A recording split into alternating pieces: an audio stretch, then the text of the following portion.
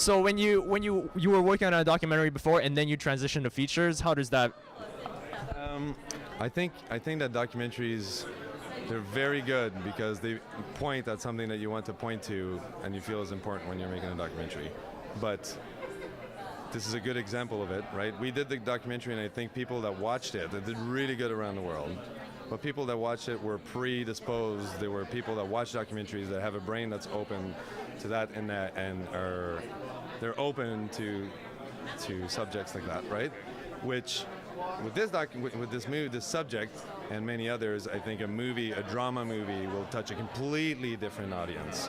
And in the case of what we were doing with illegal immigration and with all those problems, I think that the people that need to see this are not the open-minded people that will watch a documentary. So we tried to reach out. This is the same reason why we did it in English. We went for a completely different demographic, and I think it reaches different people in a very different way too. Cool. And so you moved from documentaries to fiction. Yep. Would you say that this is kind of like a reality-based fiction, right? So, did you have more? Did you feel more creative with this? Did you feel you had more creative expression, with this compared to? You do. You can shape your message when you're doing drama. Whereas when you're doing documentary and you want to be true to the subject, you need to capture it when it happens, which it doesn't always, right? And when you're making fiction, you can really decide where you're going to tweak the audience's emotions and everything, and it's a good tool to have, right?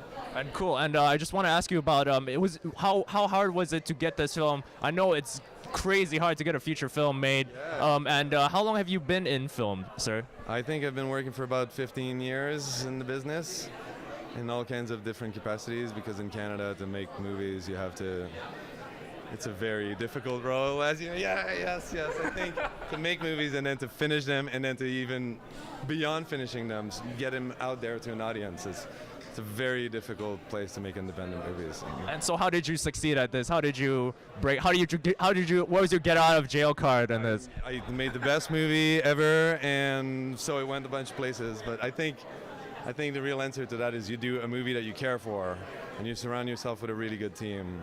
And we tried hard to put out a project that won't be categorized as a cheap Canadian independent movie. We brought the right technical team.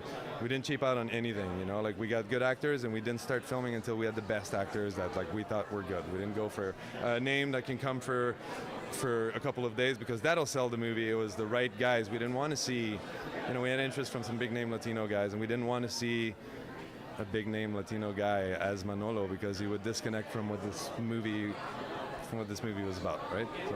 Cool. And so do you have any words of advice for young aspiring filmmakers in Canada trying to break out into mainstream or make it their job?